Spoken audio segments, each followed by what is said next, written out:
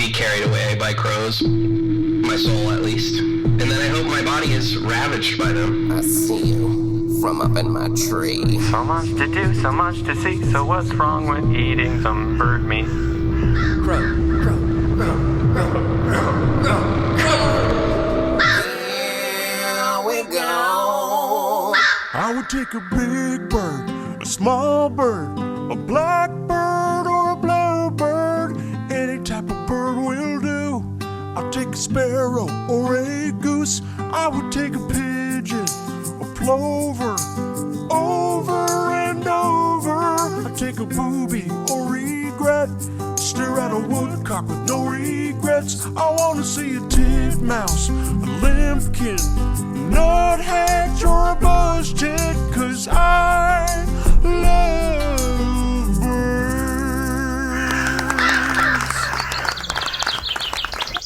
The Crow. The Crow. The American crow. American Crow.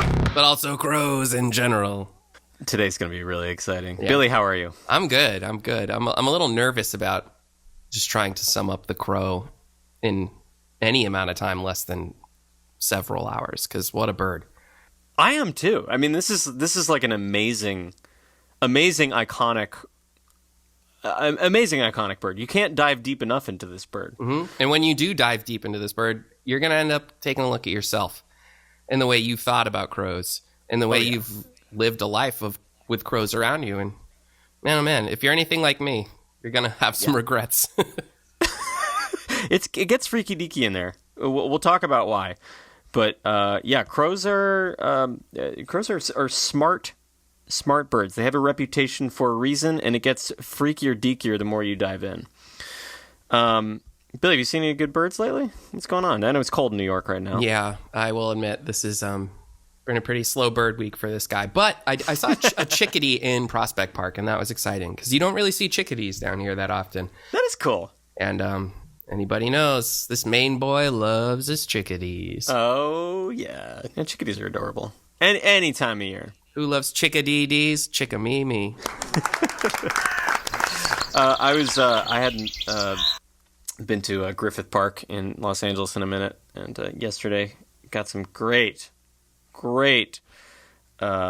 acorn woodpecker viewing. Whoa. Which we got to do an acorn woodpecker episode because they're truly the zaniest among woodpeckers. They're insane. I've never even heard of that. What are we talking size wise? They're about the size of like a red-bellied woodpecker. Ooh. Excuse me. But they just got a weird iconic look. They kind of look like a clown. And they sound insane, and they have like very unusual woodpecker behavior. They do like communal acorn. They're like socialists among birds. They do like communal acorn stashes that everyone has access to. Oh, that's so nice. Isn't that nice? Mm-hmm. Yeah, I've heard online socialists admire the social structure of the acorn woodpecker as something to emulate. The Bernie Sandbird. The Bernie Sandbird. I wrote the damn bill. Bernie Sanders. Oh, God. There we Wait, go. no, that was a thing. Wait, that was a thing. That was a thing. Wow. Yeah. What kind of bird was that? A sparrow? I think it was just like a sparrow, yeah. Well, we'll circle back when we get to sparrow. Oh, man. Different days. Mm-hmm. Different days in the United States of America. Yeah. Oh, my gosh. Back to the bad timeline. The American Crow. Yeah. Let's get to it, my friend. I mean, do you have any personal experiences with the American Crow that you'd like to talk about? Where to start? I mean, I very recently, as close as this past holiday season, was doing a last-minute shop at like a Target or just someplace, and there was a gigantic murder of crows. What do you call it when there's a bunch of them? You know, like not just a bunch in a tree, but you could tell like this is a statewide gathering of a massive amount of crows. It was bananas. Truly, like everyone was noticing. It feels a little spooky. You know what I mean? One thing I've learned in my research is crows, I think, get a little bit of they get typecast as spooky too much, you know? One thing I was watching, they were talking about even just like there's like a subliminal cue in a lot of like media that's like you hear a crow and like something scary is about to happen. They suffer from. I mean, look, they're goths. Yeah. Oh, You know? you're right. You're right.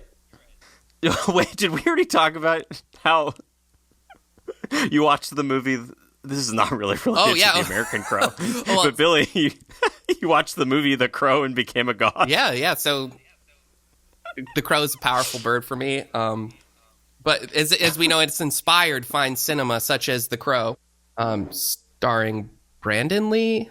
R.I.P. Lost his life in the filming of that movie, very sadly. Not starring Russell Crowe. Oh no! But I see what you did there, and I like it. Sorry. But anyway, The Crow. I for anyone who's watched that wonderful '90s movies, I think I was in middle school and I was obsessed with it. I watched it. I loved the soundtrack, and I remember very specifically the first time I watched it. I called my middle school friend after. He's like, "What'd you think?" And I said, "It changed me." And then I proceeded to go goth for about 2 weeks. Is it like a good movie? What is it? I don't even know what it is. Yeah, it's like kind of it's based off an old graphic novel, like spooky graphic novel, where Okay. this guy's girlfriend gets killed and then he comes back as like a spirit of vengeance through a crow and gets revenge on the gang. It's on. I'd be curious to watch it again. They just actually did a reboot, which apparently sucked, but I would love to watch The Crow again. I mean, look, on Rotten Tomatoes, it describes it as being packed with dark, lurid energy. That's the critic consensus. Lurid. Yeah. That's good. In the soundtrack ruled. It had an awesome Violent Femmes song and a really great song by The Cure. The Cure makes a lot of sense. I think Robert Smith. But we should think about Robert Smith during this episode when we're talking about The Crow. I can picture Robert Smith doing a lot of the stuff that the American Crow Yeah. does on the regular. What about you? What are some of your crow associations? Well, I was just thinking. I don't think I have like a specific thing. They're just like they are like I almost take them for granted because they're just they sit in a different category of bird for me. Almost like they're so big and they, I think if you're a birder, like crows are among the birds that like they're not trying to get away from you and hide in the brush, and it's not like a miracle when you see one. Like they're very just imposing, charismatic birds that are just like, I don't give a fuck about you. Yeah, they're kind of like the seagulls of land, Yes. In the same way, like you're like, this bird is not afraid of me that much and will steal my lunch. Yeah. No, they're not as aggressive as a seagull, I'd say. Like a seagull will peck your eyes out and steal your chips at the beach. That's true. Yeah, I would describe the crows as having sort of a gentleman's agreement of things. They're like they have honor amongst thieves, and I would say the gulls do not have honor amongst thieves. Yeah, absolutely. Yeah. So yeah, let's get into it. People should look up this bird. Look up that bird. You probably know what a crow looks like. Yeah, I mean, look up the bird if you need to, but let's throw it out. They're about the size of a blue jay. Some might say crow-sized, right? Didn't the internet say that a crow is crow-sized? Yeah, I always find that funny when a bird is so common that like bird websites will just use itself as a reference. Like pigeons will be like, it's about the size of a pigeon. And for crows, they say crows are about the size of a crow. Black. They're black. Pretty much, are they all black? Jet black. Imagine that. That's a teaser. Mm-hmm. Little teaser. That's a teaser. Hopefully by this episode, y'all know the drill.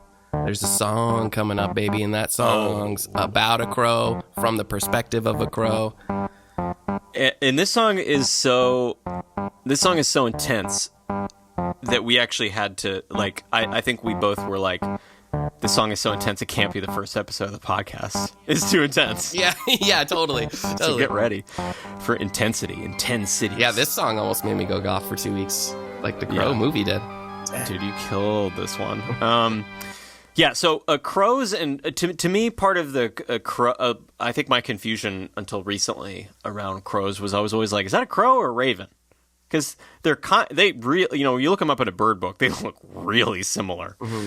It's like, it feels like a find me the difference between these two pictures kind of a thing. Yeah, it looks like someone took a Photoshop and just shrunk it proportionally a little bit. That's what I think of. They're really similar, just that. Totally. Yeah, ravens are just they're bigger than crows. Ravens have like kind of a cartoonishly large bill, which I think it kind of looks funny. So if it looks funny and it's large, and it has a shaggy throat crest, kind of puffier throat crest, it's a raven. That's so Raven. So they're so raven. Ravens are like a red-tailed hawk size. And then crows, as you said, are like kind of like a blue jay. And they also have different calls that like they both make kind of complicated like kind of sounds and like weird sounds that pretty much no other bird makes. But their kind of like call is slightly different. So like a crow is more like a caw, caw, and a raven's more like quack, quack. So that's one way to pick them out. Are we going to go into more depth on their language and calls? I'm sure we will, right? Around their behavior. We should interview one. Yeah, absolutely. Well, just maybe I'll mention this again, but one thing that really stood out to me was they have different like dialects almost. Like they have like the caws and the big ones that are to address general crows. Like the crows around them, but then they have like those more like kind of weird noises you were talking about that are like specifically for their like family unit. Yeah. Or like the smaller unit of crows, which is so neat. Is there a word for all that weird clicking they do? There probably is. We didn't go to school for this. They didn't go to school for this. Yeah, you want to take a guess? Nah. I don't know. They probably just call it vocalizing. I don't know. That's good info. What do these ornithologist dorks say? Okay, another way to tell ravens and crows apart. If you're on the East Coast and you're like in a urban suburban area, non-mountainous, let's say, you're probably looking at a crow. Ravens on the East Coast of the U.S. are tend to be like in the Appalachian Mountains and north. They get more frequent as you go north, but they're really common out west. So you see a lot of ravens on the West Coast. I mean, Griffith Park is like loaded with them. Oh, that's cool. Doing all sorts of crazy shit. But yeah, on the East Coast, that's another way to tell them apart. It's like if you're not in the mountains, it's probably a crow. Yeah. Which crows are very cool too, as we're going to talk about. It's not like oh dang, I saw a crow. I wish it was a raven. Don't get into that. They're like, just think of it as like, it's like a mountain crow. It's bigger and has a bigger beak. Yeah. The crow is a very worldly bird. Oh baby, tell me more. I've heard they exist on every continent except for Antarctica. Is that true? And most of South America. They don't exist in Brazil and some other parts of South America, but besides that, they're everywhere. Too goth for Rio. Yeah. I don't quite understand that, but yeah, I mean, too goth for Rio makes sense to me. Yeah, I don't know. You picture the birds down there, and I feel like a raven would, or a crow would look pretty weird at Carnival. That's a good factoid. I'm glad they voted out Bolsonaro crow. Nice work. Great work. Thank you, sir. Oh man. Okay, another difference between crows and ravens. We're going to get out of this section soon, I promise. But they kind of crows are different than other birds their size. Like other birds their size kind of like glide, but crows are just constantly, patiently, methodically flapping. Oh, I didn't know that. Yeah, so ravens glide a little bit more, and also when ravens fly, they have more of like a whoosh, whoosh, whoosh, like you can hear the whoosh of their wings, which is cool. Ooh, love that. They're part of the Corvidae family of birds. They're like so ravens and crows are like the goth members of the Corvidae family, which is also jays, magpies, nutcrackers. Who I don't really know anything about biology, as you'll learn here. They did not go to graduate school. But all of those birds share intelligence, so there must be something about that family tree that they're all really really smart. And crows and ravens are like the smartest of the smart. It's like freaky deaky. Yeah, they all they have that group. Everything you said carries an air of badassery to me. Yeah, all those birds are kind of badass. Yeah. Yep. You won't find a crow in the Bible. Actually, you might. There might be a crow. Wait, hold on. Let's find out. I remember it was a big deal when I learned that a blue jay was in the same family as a crow. It made a lot of sense because I was always just thought of a blue jay as an oversized like cardinal. You know what I mean? And I think once I found out it was actually in the family of a crow, I kind of looked at their behavior differently, and they definitely do just have that like "fuck you and your bird feeder, I'm gonna make a mess" mentality. Like I think maybe blue jays were one of the birds that my dad was a little cold on. Oh, here's a little aside, but my birding, like true spark, was from my dad. Was really avid about our backyard birds growing up, and we had an awesome feeder. But there are certain things like squirrels, he hated them, you know, or certain birds that would like come and just make a mess of the feeder. Yeah. Yeah, no.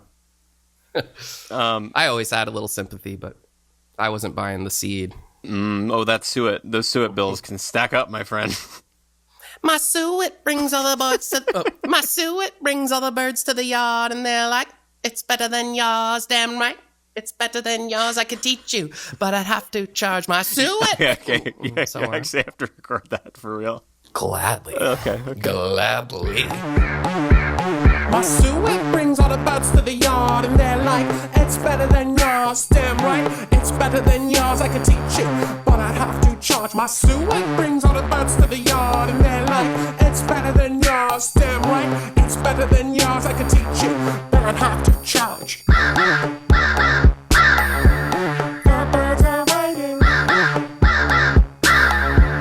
The birds are waiting. So I just looked it up, by the way. The crows do not appear in the Holy Bible, but ravens do. Oh, interesting. Isn't that interesting?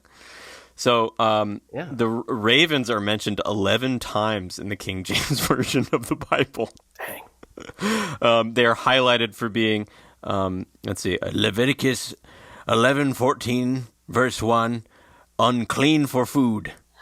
Proverbs 30, they're known as flesh eating. And in the Song of Solomon, they're described as being solitary, which is not true at all. Wow. Extremely inaccurate Bible. They're not solitary birds. That's crazy. I mean, they do shit on their own, but Yeah. come on. You never seen those crows, they get wild. They also, I'm realizing they have almost a black cat-esque type reputation too, or like very associated with witches, or like kind of almost like maybe like a carrier between the underworld and the living world, the dead world and the living world, like the movie. Well, that's true. That part is true. Yeah, that they do that. That part is true. Yes. Absolutely. I really hope to be carried away by crows, my soul at least, Oh. and then I hope my body is ravaged by them. Well, funny you should mention that, because an interesting fact I learned. So they kind of have a reputation for like eating, carrion like a vulture, but their beaks aren't evolved. The crows can't break through skin. Yeah. So they have to wait for another animal to ransack you, for example. They would have to wait for, let's say, a vulture. Yes, or perhaps a red-tailed hawk to go for Billy Libby. And then once there was an opening or the skin was soft enough, then the crow might be interested. Interesting. I'll make a point to die with my mouth open and my eyes wide open, just to give a little opening. Yeah, that's I think that makes me like them a little better, just to know. Although, guess what they do? They eat the babies of other birds. Yeah. People have a hard time with that. Yeah, and well, I do think that birds get an unfair rap for this, because like people talk about that kind of behavior in crows or other bird or hawks as if it's cannibalism. Mm-hmm. But it's like they're not any more closely related than we are to cows. Interesting. You know what I mean? So it's just, you're just talking about predator and prey within a different kingdom of animal. So yeah, to me, like, we talk about it as if like it's cannibalism, but it's like totally civilized in their universe in the same way that us eating other mammals is totally normal. Yeah. On the other end of that, I will say my younger sister in Maine actually had an experience where for a season, there was a cardinal nest like right outside the window of the house she grew up. And she ate it? Well, so no, but she like loved it. She was watching every day, like when the cardinals laid the eggs, watching the eggs hatch, very similar to my dove experience. Oh. But then she said one day she heard like a ruckus and looked and just watched, like right in front of her face, this crow just destroying these little baby cardinals that my sister had fallen in love with, and she just looked mortified when she was telling me about it. So that's got to sting a little bit. And that's why you find cardinals by the Pope and not a single crow in the Holy Bible. Mm-hmm. Absolutely. So yeah, what do they eat? They eat some carrion, but not a lot. And like if they do, it's like if they're eating an animal, it tends to be like mice, young rabbits, I guess, because the skin is thin. Frogs. What is a carrion? That's actually a word I've heard before, but I'm not sure the actual definition. Oh, it's just a dead animal. Oh, just a nice word for a dead animal. Carrying on. Oh, yeah, baby. Yep, $25. Pun daddy, did you know that I'm pun daddy? Smoke a big one, roll up a fatty. That's when I become pun daddy. I love it. I love it. So let's see. Okay, but in the winter and autumn, crows eat more nuts and acorns. But they're kind of like I think it's helpful to think of crows as like the raccoons or monkeys of the bird world, where they're like, you wouldn't think of them as like prototypical predators necessarily, but because they're omnivores, they're really smart. They're just opportunistic, and they're totally down for eating some weird shit. So like they'll steal fish from other ducks or a river otter, or they might eat some baby mammals. And they might like follow a songbird for a really long time until they get really tired and then eat the songbird. One of the things, I watched a wonderful PBS documentary on crows, highly recommend, but they mentioned that Ken Burns? No, it wasn't Ken Burns. I can remember it was, I watched it on YouTube and it was the worst quality ever. I think it might have been one of the first 5 videos uploaded to the internet. But their omnivorous nature, some believe that that's why they're so smart. That like, as an animal, just kind of being able to have a wider breadth of food, as opposed to just like, I know seeds and I know nuts. They just like had so many more things to learn, basically. This is why I pride myself on being willing to eat anything. I love that about you. I'm not like that. I have to admit, I'm like, Pad say you, thank fucking God. And you're like, I'll eat the foot of any animal you have. Yeah, well, there comes a cost. Mm-hmm. I've been dealing with some kind of cost ever since I got a very strange chili lime fish at a restaurant last week, and I've been suffering the consequences ever since. And I have a doctor's appointment for Wednesday. So dang. It's sometimes. I don't know. You end up paying the tax.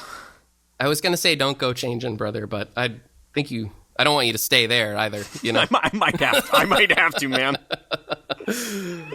But yeah, I've truly admired that. I'm a bit of a wimp when it comes to food stuff. What's funny is from Maine, I'm like, I've had Indian food. You know what I mean? So I'm like, I grew up thinking I was adventurous. My grandparents just never did. Never had Indian food until like I brought them to a place in their 70s. But so I thought it was adventurous. What did they think of it? It's pretty good. Pretty good? It's pretty good. It's pretty good. Yeah. I think what did you get? Like you got them like a chicken tikka masala? Well, that's the thing. Yeah, like chicken tikka masala. It sounds so exotic, but you actually, when you're eating, you're like, this tastes actually a lot in common with SpaghettiOs. That sauce. And I love it for that. Oh yeah, so you were talking about them roosting in large numbers, being scary. Yeah, tell me more if you know anything about that. Yeah, I mean, crows roost in huge numbers. They can be like a few hundred, or apparently they've been observed up to 2 million crows. That is crazy. In one roost, which is absolutely terrifying. Mm-hmm. Yeah, what I saw, it seemed like the amount of crows that were there could have overrun society. Could have flown in the Target doors and just wreaked havoc on everyone. There are so many. One interesting fact also is that they sometimes will return to the same spot for like 100 years or something like that. Which is so crazy. Yeah. It's like goths. They keep showing up. They keep going to the Marilyn Manson concerts, even though he's a bad man. Yeah. They keep coming. I think The Cure is the only safe one now. The Cure and Nine Inch Nails, Yeah. which I'm down with. That's enough for me. There's no other safe goth? There's got to be other safe goth. We'll think about it. We'll think about it. We'll get back to you on that. Those are my top two for sure. Bonus ep on safe goth. Uncanceled goths. Now, Billy, so we're talking about 2 million crows potentially. How do they make so many crows? What process is that by? I think I know just where to look. I think I have to take a deep, one-eyed, piercing look into the Making Me Crazy segment. Yeah. Cue the theme song, baby. Oh, yeah. Making me crazy. You're making me crazy. Glow making me crazy. We're talking many rituals. Glow making me crazy. You're making me crazy. Glow making me crazy. We're talking many rituals. Glow Making Me Crazy. Oh, that's a good theme song, man. You did great Yeah. work. Thank you. So here's one fun fact I know about their. Well, this is beyond mating. We might have to work backwards a little bit here, but one fact that really stood out to me is that they will keep their little guys. Will kind of like hang out with their parents until like they're almost like 5. Yeah, which is like a monkey or like primates do that. They have they sort of like actually actively raise their young in a communal structure. It's pretty. Yeah, it's weird for a bird. Yeah. A reason being, I think, just because there's so much to learn. They have so many specific things they do. One of the only tool-using birds. You kidding me? Dang. So much to do, so much to see. So what's wrong with eating some bird meat? Oh my. Okay. Another little aside, but I was thinking, my Roman Empire. You know what I mean? That thought, like, what do you think about? Maybe once a day, like it might be the lyric. Don't you want to be there when your baby's old enough to relate? Put away. Remember from Smash Mouth? Put away the crack before the crack puts you away. Don't you want to be there when your baby's old enough to relate? What does that even mean? Am I missing it? I just like, don't you want to be there when your child is old enough to relate to you? Oh, yeah. It's like kind of a heavy line. Oh, yeah. No, Right? Look, Walking on the Sun. That's Walking on the Sun, right? That's not All-Star. Yeah. Yeah, Walking on the Sun has good. I like the lyrics of Walking on the Sun a lot. That was fun. I remember we were all super on board for that song, and then we all had to be like, wait, maybe I'm not on board anymore. Yeah, although it's interesting because I've talked to people who are, for example, our friend Alex Mannix. I think because she's younger than us, she doesn't have any distaste for All-Star, and actually gave me a whole dissertation on that the lyrics of All-Star are about climate change. Wow. Look, I'll have to look at. We might have to do a bonus episode specifically on the lyrics of All-Star. I always thought it was just a terrible collection of like phrases that feel like they have no relation. After this recording, I'm gonna go back with a fine-toothed comb through the lyrics. Yeah, but no, Walking on the Sun, like, I feel like if they had gone out with Fuss You Mang, the record that Walking on the Sun is on, I feel like they would be known as like a super cool one-hit wonder. But instead, it's they got people throwing loaves of bread at them, and it's pure association with Shrek, 1-to-1. Oh, and weren't they? Oh, I feel bad because the guy. Why do everybody I talk about is dead? Oh no! You did die. Yeah. Oh, I'm sorry. We shouldn't talk Smash Mouth. Yeah. I think, take it. Didn't they I play take the it first back. like COVID concert or something weird? I don't know. Yeah, there was something like that. We forgive you though, because And didn't they replace the lead singer and didn't announce it? They just sort of assumed that no one would care. that's rough. Man, if I went to that concert, I would really hope that somebody would tell me it was a different singer. Well, imagine if you went to go see, if you were an old Deadhead and you went to go see Dead and Company, but it was called The Grateful Dead, and you were like, wait a minute, Jerry's hot.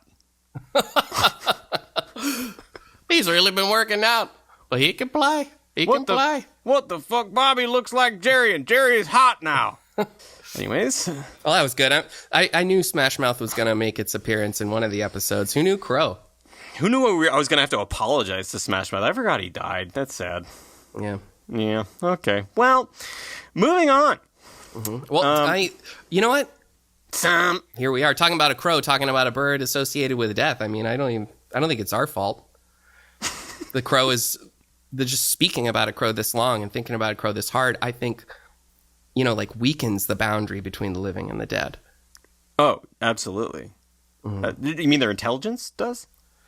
No, just their vibe. Like they're the Ouija board of birds, and so we're fucking with it right now. This is true. Ouija bird. Ouija bird. Oh, Ouija bird. That's cool. Okay. Monkeys of the skies, they're known as. Pretty cool.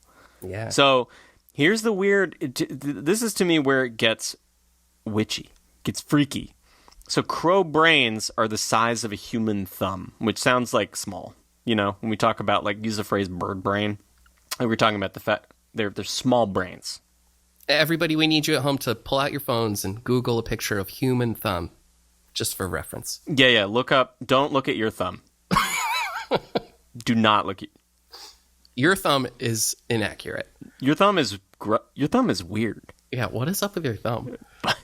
I actually I have that all the time. Every time I look at my thumb, I think something's wrong with it. It doesn't look right. Actually, wait, I'm looking at it. One of my thumbnails is way bigger than the other one. That's interesting. Ooh. Huh. Well. Well. I was looking kind of dumb with my finger on my thumb. Or what's the lyric? Is that the shape on an L on her forehead? Yeah, no. Wait, is it really? Yeah. I was looking kind of dumb with. She was looking kind of dumb with her finger and her thumb in the shape of an L on her forehead. Oh, you know what? Maybe the lyrics are better than I gave it. It might be me who's an idiot, actually. Because I thought the lyric was... The reason I thought that lyric was dumb was because I thought it was... She was looking kind of dumb with her finger in her thumb. Oh, yeah, that's crazy. Well, here's the thing. I feel bad because I went through my sad and quiet reckoning with Smash Mouth privately. I'm putting you in a spot where you're being recorded going through this, and that's... No one should be expected to do that. There ain't no one I'd rather go through that with than you, brother. Hell yeah. Hell yeah. Thank you for what you've done. Tell me more about those monkeys of the sky. Okay. Crows, monkeys of the sky. They use tools. This is tool time. I mean, that's crazy. Humans use tools. Chimpanzees use tools. Like one other thing uses tools, right? Mm-hmm. I can't even think of what it would be. But I mean, crows and ravens are among them. Very strange. To me, the fascinating, because a lot of animals use tools, sort of, but crows use them in a way that we actually recognize. For example, I was reading this book. Actually, I got it right here. It's called by Jennifer Ackerman. It's called The Bird Way, which is she did another great book too. I'm trying to remember. It's like The Bird Brain or something. Well, real quick, I'm just going to throw in that it was elephants. Elephants are the other ones that are very known for using tools. Okay, anyway. That's right. So in The Bird Way, she talks about this study where they're basically the only species outside of humans and apes that can use hook tools, which they can make themselves. And this is not the American crow. This is the New Caledonian crow, but still it's a crow. In New Zealand, right? Whoa. Where? Yeah, wait. Where the fuck is New Caledonia?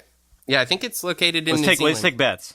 Okay, you say New Zealand. I'm gonna say I'm gonna play. I bet you're right, but I'm gonna be. I don't know. I'm gonna go for the wild card. I'm gonna say it's in Africa, and you're right. Yeah, it's like close to. Yeah, no, it's like north of New Zealand. Okay, Billy's correct. Yes. He did go to school for this. But anyways, these New Caledonian crows, they make a hooked tool from the leaves of the pandanus tree, which has little barbs along the edge, which they use to like latch onto grubs. And they have to make all these methodical cuts and tears in the leaf before it works as the tool, which I think freaks all of us out because it means they have an image of what they want to make before they start making it, which is so cool. Yeah. I remember another thing talked about how they just have a sense of their own mind and can sort through their thoughts, which is a very unique thing to a bird. You know, That is like so that, cool. that a crow can understand that itself as a crow is different than another crow and might have different ways of viewing things. If you could pick, I feel like if you could pick any animal to be like your assistant and ally Yeah. in kind of like a golden compass sort of a way, crow and raven has to be really high on your list. Yeah. When I was learning about this, I was just like, holy shit, I want a crow so bad, to the point where I'm like, how could I change my life to do this? Honestly, I bet it probably... I feel like I don't see crows consistently in Brooklyn. Like, I don't know of a place where I can like definitely go see a crow, but I know they're around. They're around. I feel like I see them around the Prospect Park Pond. Did you know also that they can recognize individual human faces? Another teaser for later. I watched in the documentary on PBS that I watched, they had people capture crows wearing these fucking insane like bank robber masks that were supposed to just be people, and then they tested the crow's recall because I if read they about wore this. the mask again, like the crow would be very suspicious. And they learned that actually the crows can relay that information. Like another crow that wasn't attacked, was taught to also avoid that person. Wow. Yeah, they're so smart. Honestly, such an amazing bird. And it is really kooky how they are kind of so smart, you know? There exists a certain kind of animal that's so smart that we actually don't keep them as pets. And I feel like crows fit into that category, along with like, chimpanzees. Like we're not, I don't know, we don't have like really like lemurs as pets like very often. They're just like they're too smart. They cause problems. So I feel I feel like dogs are just dumb enough. It's just smart enough to be useful, just dumb enough not to cause any problems. But a crow would figure out how to open your doors, Well, that's where it sounds great. I actually feel like a crow would be just such a wonderful outdoor pet / community member. I'm talking like, there's no you're my crow, or no, you're my crow, I'm your person chosen. So I'm imagining I leave my window open, this crow comes to munch my suet, to munch my seed, to... all that stuff. And then it gets to know my face. And of course it recognizes my face. And then it tells all of its friends to recognize this face. And next thing you know, I'm the crow. But it's not spooky. It's not scary. It's not goth. It's just awesome.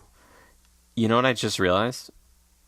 I mean, obviously there's plenty of ways in which birds can be smarter than people. But one way that crows truly are smarter than people is if they can recognize individual human faces. The same cannot be said of humans with individual crow faces. Oh, yeah, definitely. Yeah, I didn't think about that, but that's totally true. Isn't that weird? Yeah. Okay, some freaky deaky shit that crows get into. Crows have been seen observed dropping nuts on traffic lanes, like busy roads, so that cars will crack them open for them. Whoa. That's pretty smart. And they will even watch traffic lights and only retrieve the nut when the crosswalk sign is lit. Mm-hmm. That's pretty cool. One further thing, I saw that they will drop the nut at a specific height to crack it, but not like shatter it, so it goes all over the place, just enough to get it. I don't know what height that is. They'll learn a garbage route. Yeah, they know what day garbage day Yeah. is. Yep. Restaurant damn. schedules, when they take out the trash to the dumpster. Jesus. That's better than me. Yeah. I miss trash day all the time. Oh man, so just the crow rules. Got nothing but respect for it. I will say, I think the crow, it deserves to be the cultural icon it is, but I think we all should try a little harder to see the crow is more than just the spooky shepherd of the underworld. Absolutely. It's just truly a wonderful bird, that's in the category with like chimps and elephants and dolphins in terms of just, I'm excited to just think about, where else could we go with this, I'm ready to. We're getting a crow. Yeah, let's get a crow. Wait, okay. Am I going too long if I talk about some other freaky deaky crow shit? No, baby. Let's get freaky. Well, this one I think we allude to in the song. Don't we? Do we cut it, or do we have them? Do we have it say, "We understand water displacement"? Yeah. Yeah. Oh, totally. So, diving more into that. So, they did a study showing that crows understand water displacement, which I'm not even sure I understand. They basically... Yeah, if I saw like something in a thing of water that I couldn't reach, I'd be like, fuck. All right. See ya. So yeah, they put like food basically in like a narrow beaker that like insect at the bottom of a narrow beaker floating on some water that you couldn't access, like they couldn't access with just their beak. And the crows were smart enough to take pebbles from nearby and drop them until the water level was raised enough that they could take the insect. And they also knew not to do that with floating materials. So they knew that pebbles would displace water, but not, wood wouldn't, for example. Another experiment I saw was it was a crow that had to use multi-step tools, which they said even like a dog isn't very good at that, where basically it found it got a stick out of a rope and then used that stick to get a bigger stick from another thing to then reach the food. Crazy. Like, yeah, I would starve. I would die before I figured that out. Yeah, I'm realizing I'm like half as smart as a crow. Smarter than a dog, but half as smart as a crow. In addition to making these complex tools, which there's like other studies about this too. I mean, like there's one where like they literally made a segmented tool and the crows figured out to put it together to then, get food. But they're also they do cute shit too. Like they play, like in the way we're talking about elephants and dolphins. Like if you watch like a bunch of crows for long enough, you'll see them do stuff that's like there's no point to it. There's no evolutionary point to like it'll fly with a twig and like drop the twig and then pick up the twig in midair. It's like, but it's playing a game with itself. It's sort of like doing the crow version of a yo-yo. Or there's videos of crows like sledding, using an object on snow to sled, or sliding down like loose rock, and then the crows are nearby cackling, and which to me, that's so cool. That's so cool. And on the other end of that, they mourn their dead. Like they've been rumored to, if a spot where a crow has died, they go there. Oh, I'm so glad you're mentioning this. And they land and will be quiet for a while and then just take off without making a sound. It's been described as very eerie, but I mean, like, goddamn. I hate to say this because, this is painful for them, but they're also just perfect for a funeral. Mm-hmm. Yeah. Everything about them. Especially if they died because of murder. Mm-hmm. Get it? What a badass bird, dude. What a badass bird. Yeah, crows crush. Crows rule. Crows rock. Crows are cool. The Crow is a great movie. Smash Mouth, we're going to say, is an okay band out of respect. Yep. Crow.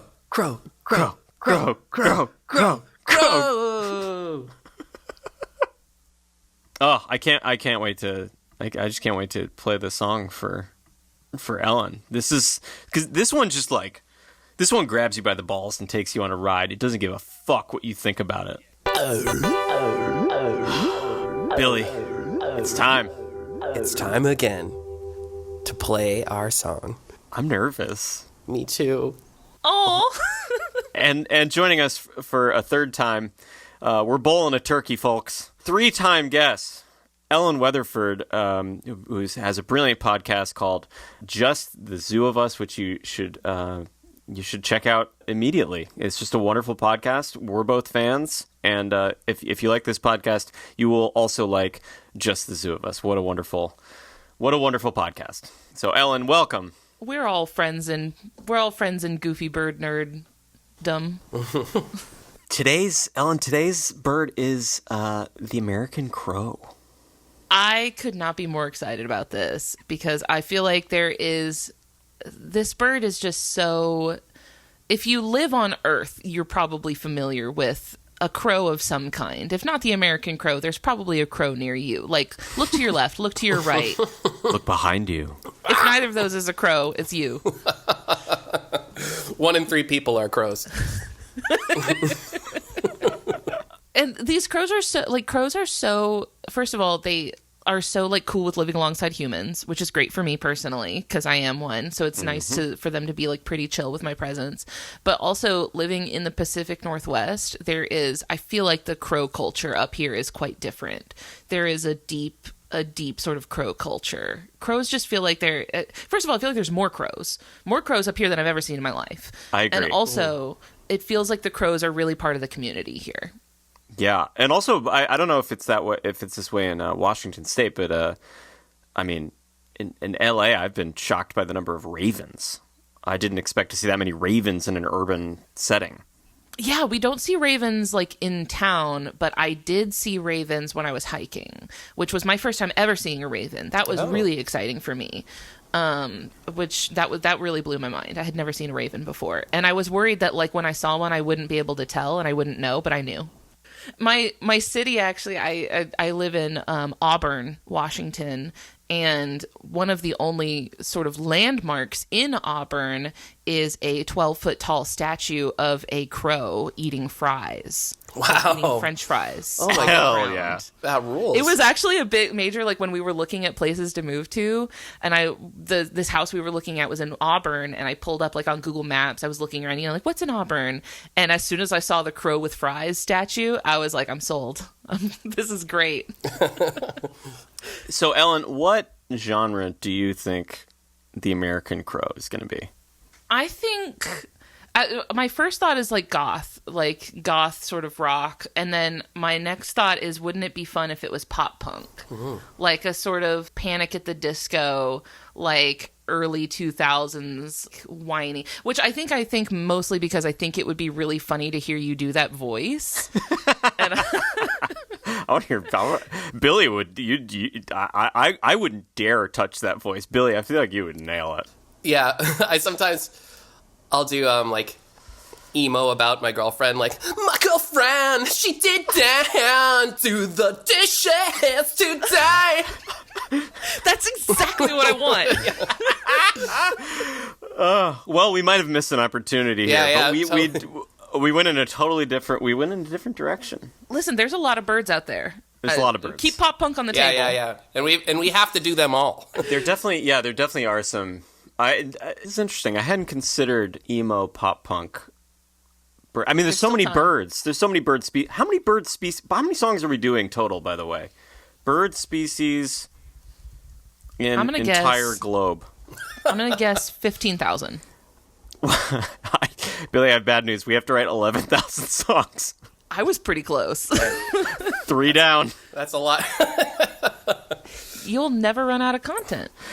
Well, I guess specifically we have to do 10,997 birds. Hey. We've done 3. Every journey starts with a step. And today's step is the American crow. Ellen, are you ready? I'm so excited. Let me hear it. Be ready. This rocks real hard.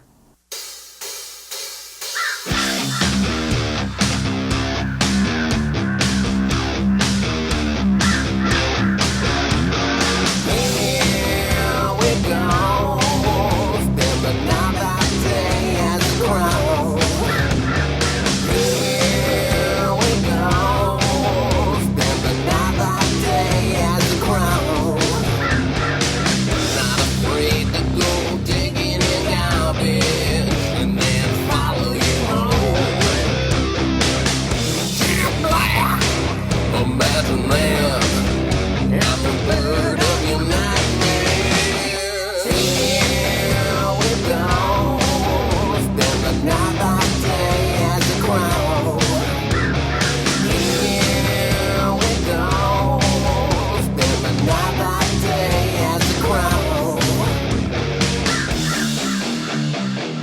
see you from up in my tree. You think you're so smart, but you have no idea what me and my crows are thinking. What me and my murderer are up to. Did you know we can recognize individual human faces? We understand the physics of water displacement. And best of all, did you know we're songbirds, even though we eat other songbirds?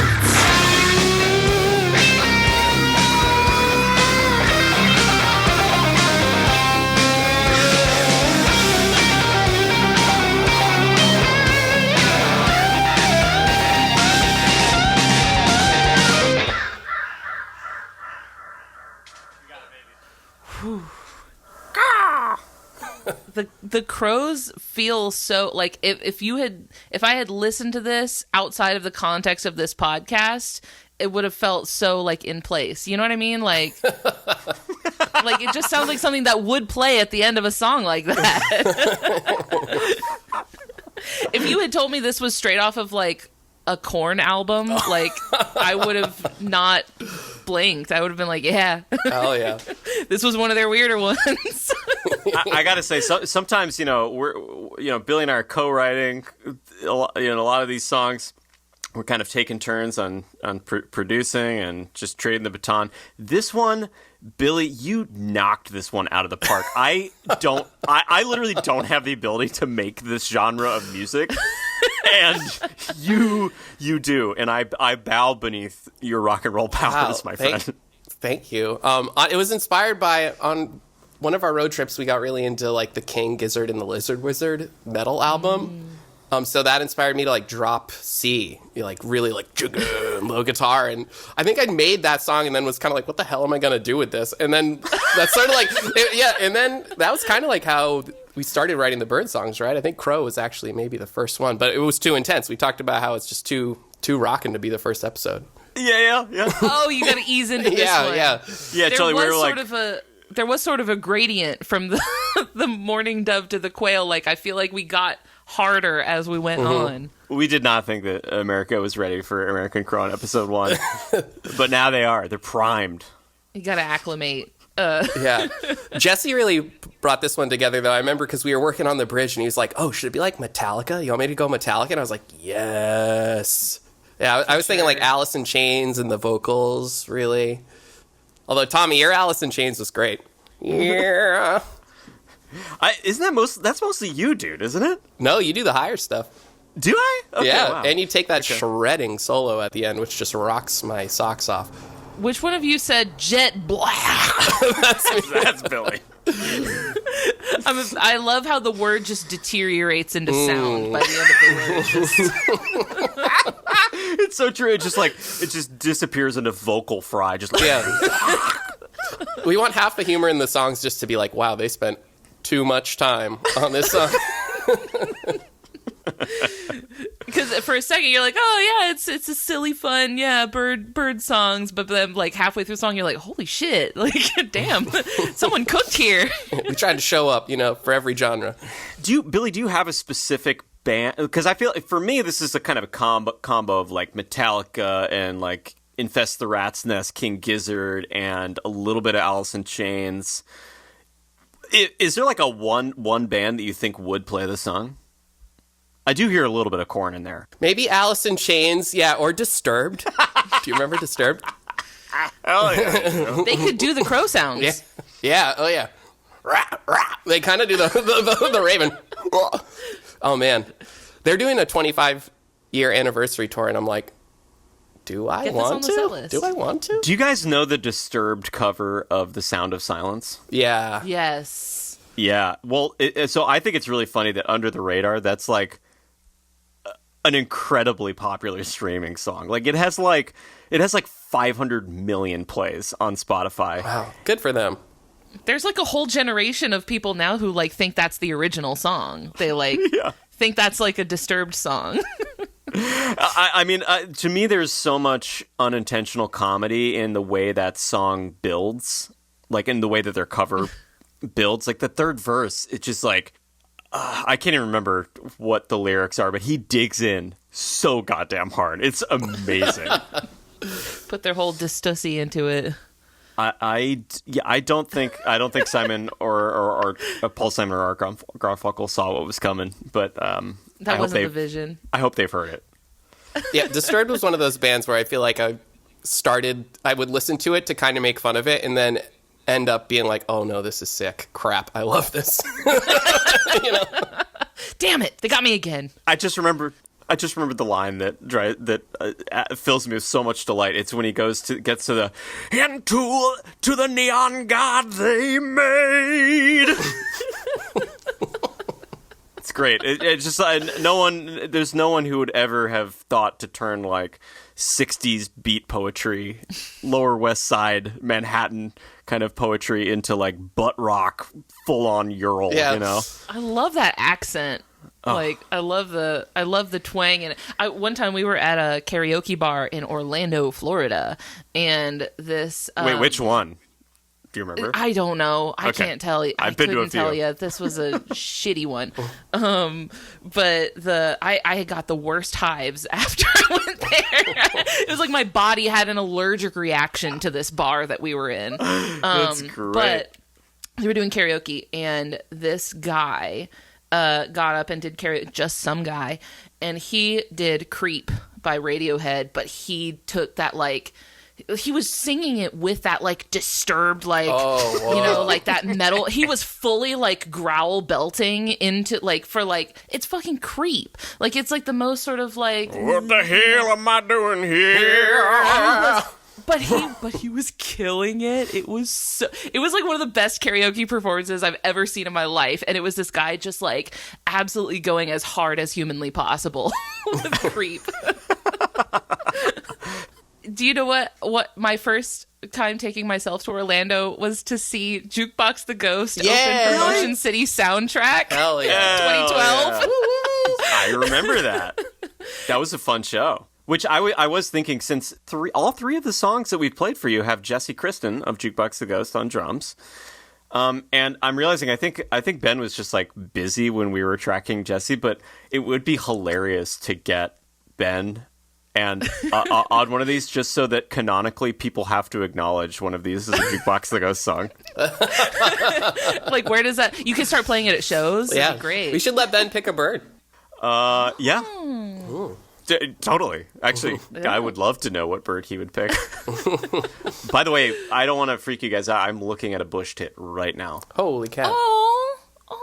I'm looking at a bush tit right now, right outside my window. Look at that little guy. All I have are 400 crows. I have about 1 million crows in my line of sight at this moment. Really? There's so many of them. Literally, like in this area, in the Seattle area, you can't go outside without seeing them. They're This everywhere. episode was meant to happen. You're wearing all black. You're looking at crows. I mean, well, the looking at crows thing is not a coincidence, because you could have spoken to me on any day, at any time. The crows in our area, my 10-year-old son really enjoys just sort of like having his Disney princess moment of like speaking with and bonding with the crows, which is great for me personally, because I'm like, that's awesome. He just like me for real kind of moment of like, oh, Well, and my also boy. maybe they might be his friend, because like, you know, if he keeps at that, those crows could be his familiar, you know, like just a useful hang. ally. A useful ally to have, as long as the bald eagles leave them alone. The bald eagles can be kind of mean to our crows, but okay. So I've witnessed a very funny. There's a park very close to our house that's like up against this lake, and there is a pair of bald eagles that nest right next in this park, like on one of these really tall, big pine trees right next to the lake, and the bald eagles like to fly around the lake, and they usually don't catch their own stuff. They usually take stuff from ospreys, or if something else has caught something, they'll usually try to like take something from somebody else. And so this bald eagle was flying around, and this crow started like dive bombing the bald eagle, would go and like bully him. Sick. And then the bald eagle would just kind of get annoyed and go back to its perch and everything. And this one crow just got closer and closer and closer to try to like bait the bald eagle into chasing it. And then as soon as it would go up and like yank on the eagle's tail, which if you look up, there's like videos online, so many videos of crows doing this because they're bullies. So they would go and yank on this bald eagle's tail and fly away until eventually the bald eagle got up and chased the crow. And then like 100 other crows just like, they were waiting. Like they were just waiting Oh, for dang. the eagle to chase this crow. And they all came up out of the trees and they all came up and started just like harassing this bald eagle. To quote Billy, I see you from up in my tree. I'm the bird of your nightmare. They were the bird of this eagle's nightmare because they were really like, and it was like they were doing it for no reason too. Because like that's the thing about crows is that they will do stuff for fun. Like they will just do stuff just because they're bored and they want something to do. They just they'll just bother people. Like they just like causing problems and being annoying, and that's great. That's my favorite thing about them. Yeah, I mean, there's ways in which they're as smart as like a 6-year-old child, and a 6-year-old child would have fun by bothering people, so that checks out. I would argue that's a 6-year-old's favorite thing to do. Yeah. Nothing they love more. So let's talk about the lyrics for a moment, I guess.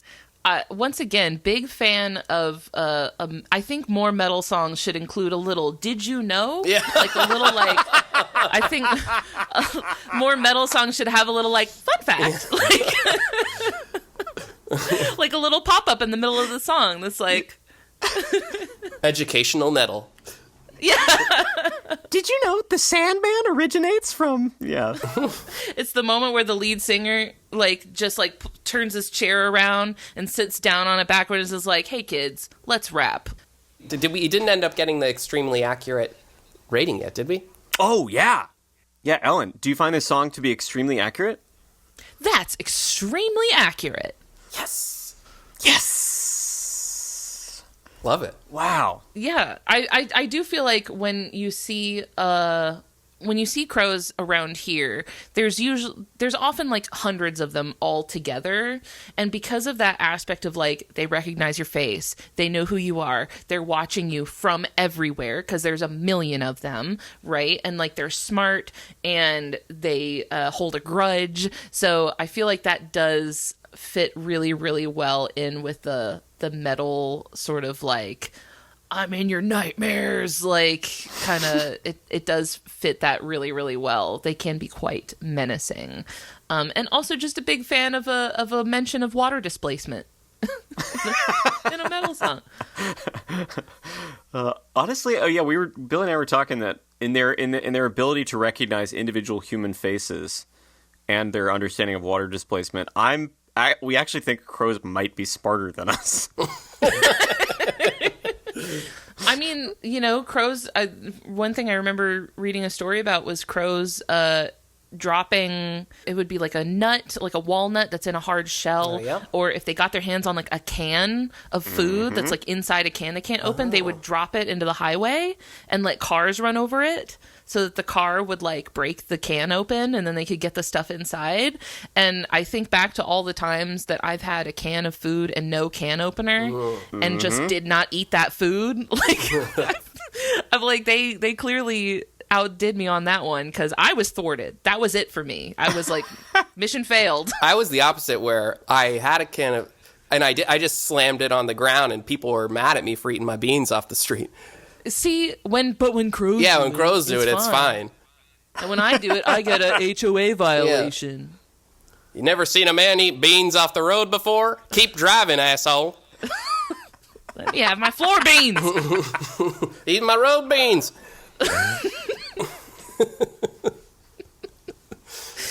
Me and my crows are eating my road beans together. Oh, wow. Well, Ellen, it has been such a treat to have you on for these first 3 episodes. We can't thank you enough, and we also can't recommend to our listeners enough that they should be listening to the Just the Zoo of Us podcast that Ellen does with her husband Christian. It is a delight. You have so many species to dig into. It's perfect. It's a perfect podcast. So thank you. And if you're looking for somewhere to start, check out the Sandhill Crane episode with Tommy on it.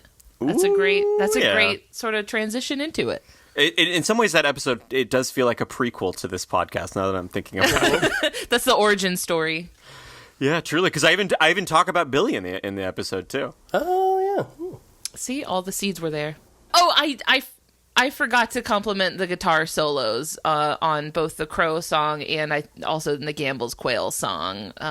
So Tommy, those were inspired. Thank you. just Thank you. We had fun with that. beautiful. Well, I think the funny one about the American Crow one, to me, is that, you know, he throws this like insanely intense butt rock song at me, metal, and the only kind of guitar solo that I can do is a Fish guitar solo, and so, but you kind of can't tell because it's through like a grungy amp, but it's very clearly like any Fish fan would be like, that guy. I know what you're doing. Well, and those are the layers we're going for here, you know. Yeah, that's you're bringing your own special flavor to it. That's the twist. Disturbed featuring Trey Anastasio. Yeah. All right. Well, that does it. Thanks so much, Ellen. Thanks for having me. Always a delight. So happy to talk to you guys. Yeah, it's great talking to you. See you next time. I'm quintessential American Ira Glass. Welcome to This American Crow.